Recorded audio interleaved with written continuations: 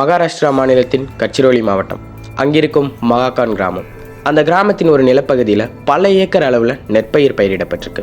அந்த பயிர்களுக்கு மத்தியில் ஒரு இடம் மட்டும் காலியாக இருக்குது. பக்கத்தில் போய் பார்த்தா அங்கே 3 பேர் இறந்து புதைக்கப்பட்டதுக்கான தடயம் இருக்குது. அந்த 3 பேரும் ஒரே குடும்பத்தை சார்ந்தவங்க. அவங்க 3 பேர் மட்டும் இல்லாமல் அதே குடும்பத்தை சேர்ந்த இன்னும் 2 பேர் இறந்து போயிருக்காங்க. இதெல்லாம் சாதாரணமான விஷயம் தானே அப்படின்னு கேட்டிங்கன்னா அதுதான் கிடையாது. அவங்க 5 பேரும் அடுத்தடுத்த 20 நாட்கள் இறந்து போயிருக்காங்க. அவங்களோட உடல்நிலையில் ஏற்பட்ட மாற்றமும் ஒரே மாதிரி இருந்திருக்கு. காவல்துறையினர் சந்தேகப்பட்டு விசாரிக்கும் போது வெளிவந்த உண்மைகள் ஊர் மக்களையே அதிர்ச்சி அடைய வச்சுச்சு. காவல்துறையினருக்கும் இந்த காரணத்துக்காக தான் இது நடந்துச்சா அப்படின்னு யோசிக்கிற அளவுக்கு திட்டம் போட்டு ஒரே குடும்பத்தை சேர்ந்த 5 பேரோட கொலையை பற்றி தான் இந்த வழக்கு இருக்க போகுது. ஜாலி ஜோசப் அப்படிங்கிற ஒரு கேரக்டரை நம்ம எல்லாருமே கேள்விப்பட்டிருப்போம். கேரளா சைனடி கில்லிங். கிட்டத்தட்ட குடும்பத்தில் உள்ள எல்லாரையும் அவங்க சைனடி வச்சு கொலை பண்ணியிருப்பாங்க. அதை விட மோசமான ஒரு வழக்காக தான் இது இருக்க போகுது.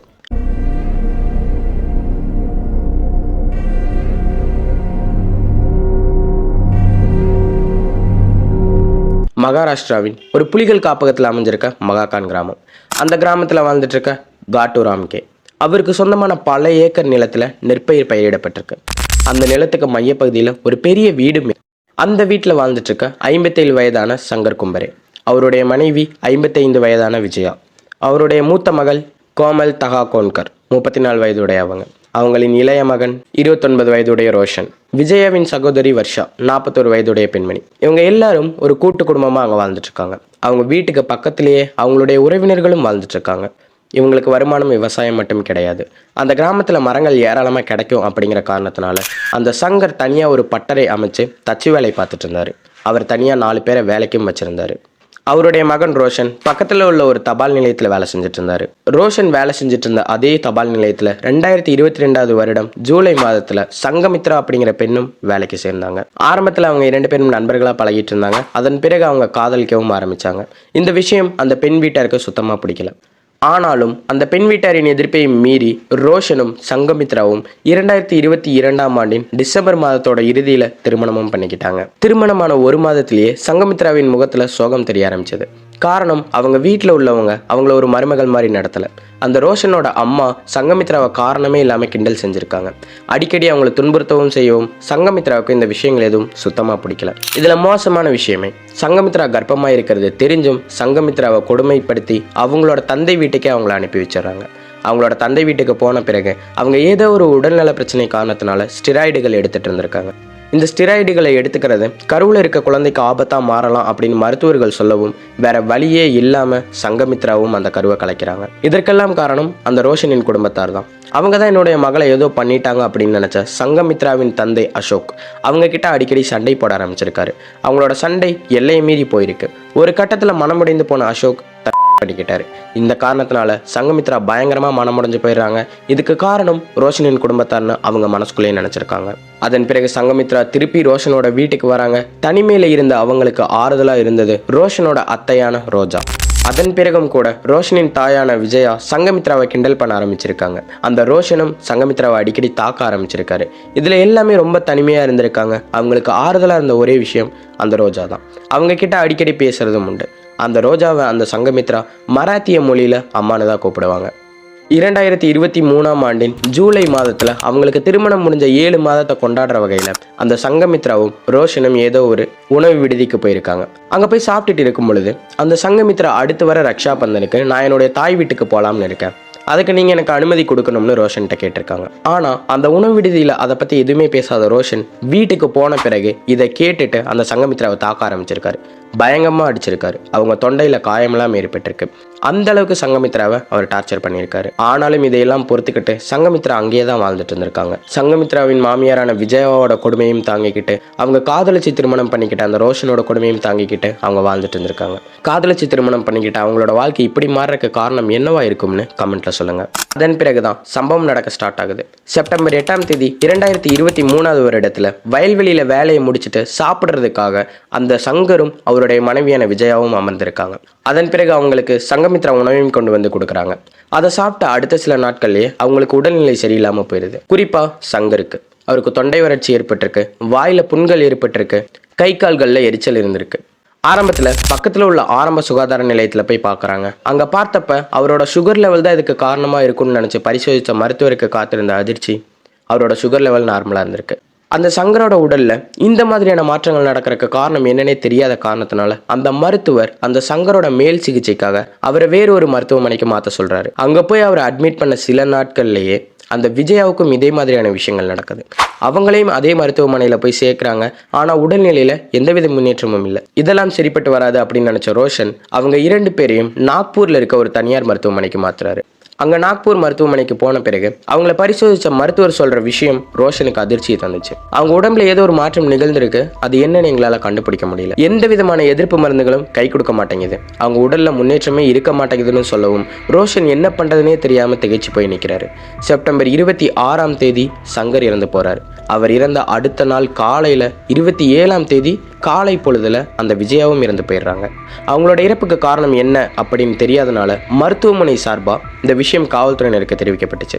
காவல்துறையினரும் இந்த வழக்கை பதிவு பண்ணிட்டு அவங்க போயிடுறாங்க. அதன் பிறகு அவங்களோட இறந்த உடல் நாக்பூரில் உள்ள ஒரு அரசு மருத்துவமனைக்கு பிரேத பரிசோதனைக்காக அனுப்பி வைக்கப்பட்டுச்சு. இதற்கிடையில் ரோஷனோட அக்காவான கோமல் தஹாகோன்கர், அதே மாதிரி விஜயாவோட சகோதரியான வர்ஷா, இவங்களுக்குமே கூட அதே மாதிரியான விஷயங்கள் நடக்க ஆரம்பிச்சிருக்கு. அவங்க உடலில் ஏற்பட்ட மாற்றம் அவங்களோட தாய் தந்தைக்கு ஏற்பட்ட மாதிரியே இருந்திருக்கு. அவங்களுக்கு சிகிச்சை அளிச்சப்பவும் சிகிச்சையில் எந்தவித முன்னேற்றமும் இல்லை.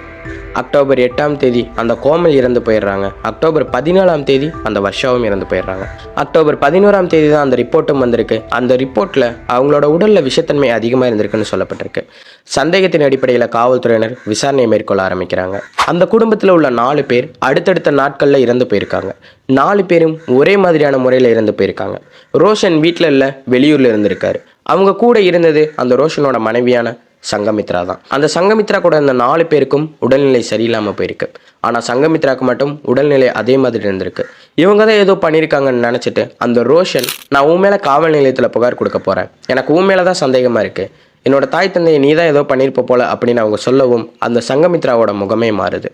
அவர் இதெல்லாம் சொல்லிட்டு அவருடைய சகோதரர்கிட்ட பேசிக்கிட்டே இருக்கும் பொழுது சங்கமித்ராவும் ரோஜாவும் தேநீரை போட்டுட்டு வந்து அந்த ரோஷனுக்கும் அவருடைய சகோதரருக்கும் கொடுக்குறாங்க. அந்த தேநீரை குடித்த சில மணி நேரங்களில் ரோஷனுக்கும் நாக்கு வறண்டு போக ஆரம்பிச்சிருக்கு. அவரோட வாயிலையும் புண்கள் ஏற்பட்டிருக்கு. அவரோட உடல்நிலையும் சரியில்லாமல் போக ஆரம்பிச்சிருக்கு. இதை பார்த்த சங்கமித்ராவுக்கு மனசே சரியில்லாமல் ஆகுது. அவங்க உடனே நாக்பூரில் உள்ள அந்த தனியார் மருத்துவமனைக்கு அவரை கூட்டிகிட்டு போகிறாங்க. அங்கே போய் அனுமதித்த பிறகு தீவிர சிகிச்சை நிபுணரான டாக்டர் இம்ரான் அவர்கிட்ட, என்னுடைய கணவரை எப்படியாவது காப்பாற்றுங்க, தயவு செஞ்சு அவர் எப்படியாவது காப்பாற்றுங்க, அவர் எனக்கு உயிரோட வேணும், அவரோட உடலில் டாலியம் இருக்கிற மாதிரி தான் தெரியுது, நீங்கள் செக் பண்ணுங்க, அதற்கு எதிர்ப்பு மருந்தான பெர்ஷியன் ப்ளூ அவருக்கு எப்படியாவது கொடுங்க, அவர் எப்படியாவது காப்பாற்றுங்கன்னு அந்த இம்ரான் கிட்ட அழுது புலம்பியிருக்காங்க. அவரோட காலில் விழுந்தும் கெஞ்சிருக்காங்க. இந்த விஷயங்கள்லாம் அந்த இம்ரானுக்கு ஒரு சந்தேகத்தை ஏற்படுத்துச்சு. காரணம், அவங்களுக்கு எப்படி அந்த ரோஷனோட உடம்புல தாலியம் தான் இருக்கும்னு தெரியும். இரண்டாவது, தாலியம்லாம் பெரும்பாலும் சாதாரண மக்கள் கிட்ட கிடைக்காது, முக்கிய மருத்துவத்துறையில் மட்டும்தான் அதை பயன்படுத்தப்பட்டு இருக்கு. அப்படி இருக்கும் பொழுது இவங்களுக்கு எப்படி தாலியத்தை பற்றி தெரிஞ்சிருக்கும் அப்படிங்கிற சந்தேகத்தின் அடிப்படையிலேயே அந்த டாக்டர் இம்ரான் உள்ள போறாரு. உள்ள போன அவர் தாலியம் இருக்கிறதுக்கான முதல் அறிகுறியே முடி உதிர்தல் தான். அந்த ரோஷனோட முடியை பிடிச்சி இழுக்கிறாரு. முடி உதிர்தல் அவருக்கு இருந்திருக்கு. அவரோட ரத்தத்தை எடுத்து பரிசோதனைக்காக அனுப்புகிறாங்க. ஆனால் அந்த பரிசோதனையோட முடிவு வரக்கு முன்னாடியே அந்த ரோஷனும் இறந்து போயிடுறாரு. அந்த பரிசோதனை முடிவும் வந்திருக்கு. அந்த பரிசோதனை முடிவை பார்த்த டாக்டர் இம்ரான் அதிர்ந்து போயிடுறாரு. காரணம், ஒரு சாதாரண மனிதனோட உடம்புல ஒரு குறிப்பிட்ட அளவு ரத்தத்தில் தாலியத்தோட அளவு 0.15 0.36 தான் இருக்கணும். ஆனால் அந்த ரோஷனோட உடம்புலையோ அந்த குறிப்பிட்ட அளவு ரத்தத்தில் 250 பாயிண்ட் தாலியம் இருந்திருக்கு. இதனால சந்தேகம் அடைஞ்ச இம்ரான் இந்த தகவலை உடனே காவல்துறையினருக்கு தெரிவிக்கிறாரு. காவல்துறையினரும் அந்த சங்கமித்ராவை கைது பண்ணிட்டு போய் விசாரிக்க ஆரம்பிக்கிறாங்க. அப்பதான் காவல்துறையினருக்கு அந்த சங்கமித்ரா பிஎஸ்சி கோல்டு மெடலிஸ்ட்னு தெரியுது. அவங்க தான் அவங்க குடும்பத்தில் உள்ள எல்லாரையும் விஷம் வச்சு கொலை பண்ணியிருக்காங்கன்னு தெரியுது. ஆனா இதற்கெல்லாம் முழு காரணம் சங்கமித்ரா கிடையாது. இந்த கதையில இருக்க மிகப்பெரிய ட்விஸ்டே ரோஜா தான். காவல்துறையினர் விசாரணையில் உண்மையெல்லாம் தெரிய வந்திருக்கு. காரணம் என்னன்னா, சங்கமித்ரா அவங்களோட தந்தை இறப்புக்கு பிறகு மீண்டும் ரோஷனோட வீட்டுக்கு வந்திருக்காங்க. வந்த பிறகு தன்னோட தந்தையோட இறப்பை பற்றி அந்த ரோஜா கிட்ட அதிகமாக பேசியிருக்காங்க.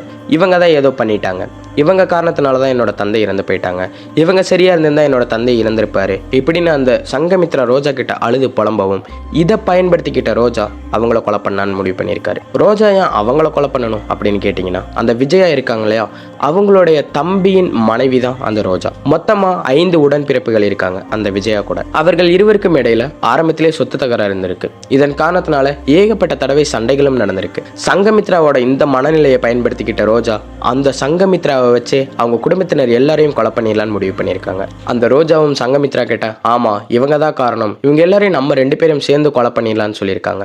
அதற்கு சரியான வழியை கண்டுபிடிக்கலாம் அப்படின்னு சொல்லிட்டு அவங்க உடம்புல ஸ்லோ பாய்சனை கலந்துடலான்னு முடிவு பண்ணியிருக்காங்க. அப்பதான் அந்த சங்கமித்ரா டாப் 10 ஸ்லோ பாய்சன்னு சொல்லிட்டு கூகுளில் சர்ச் பண்ணவும் அதில் தாலியமும் வந்திருக்கு. அந்த தாலியம் சாதாரணமாக கிடைக்காது அப்படிங்கிற காரணத்தினால அவங்க கட்சிரோலியில் இருக்க ஒரு பல்கலைக்கழகத்தில் ஆராய்ச்சியாளராக ஒர்க் பண்ணுறேன்னு பொய் சொல்லி ஒரு மருந்து நிறுவனத்துக்கு மெயில் அனுப்பிச்சிருக்காங்க. அவங்களும் இவங்க ஆராய்ச்சியாளராக தான் இருக்காங்க அப்படின்னு நம்பிட்டு தாலியத்தை இவங்களுக்கு கொடுத்துருக்காங்க. அந்த சங்கமித்ரா யாருக்கு மின்னஞ்சல் அனுப்பிச்சிருக்காங்கன்னா அவங்களோட பழைய நண்பனோட நிறுவனமான தாக்னே அப்படிங்கிற நிறுவனத்துக்கு. அதன் பிறகுதான் அந்த சங்கமித்ரா தாலியம் வந்த பிறகு அவங்க சமைச்ச ஆட்டிறைச்சியில் அதை கலந்து அவங்களோட மாமனார மாமியாருக்கும் அவங்க வீட்டில் இருந்த மற்ற இருவருக்கும் கலந்து கொடுத்துருக்காங்க. அந்த உணவு சமைச்ச அன்று இரவில் எனக்கு வாயில் புண்ணு இருக்குது, அதனால எனக்கு உணவு வேணான்னு சொல்லிட்டு சங்கமித்ரா உணவை தவிர்த்திருக்காங்க. அதன் பிறகுதான் அவங்க 4 பேரை கொண்டுட்டா தன்னுடைய கணவர் தன்னோட பேச்சை கேட்பாரு, தான் கூட சந்தோஷமா இருப்பாருன்னு அவங்க நினச்சிருக்காங்க. அதன் பிறகு அந்த ரோஷனுக்கு சந்தேகம் வரவும் நான் உன்னை காவல்துறையினர்கிட்ட சொல்ல போறேன்னு சொல்லவும் அவங்க நம்ம மாட்டிக்குவோமோ அப்படிங்கிற பயத்தில் ரோஷனையும் கொல்ல முயற்சி பண்ணியிருக்காங்க. ஆனால் அவர் அந்த விஷயத்தை பருகின பிறகு இவர் என்னதான் தவறான விஷயங்கள் பண்ணாலும் நம்மளுடைய காதல் கணவர் அப்படிங்கிற காரணத்தினால குற்ற உணர்ச்சி அவங்கள வாட்டி எடுக்க ஆரம்பிச்சிருக்கு.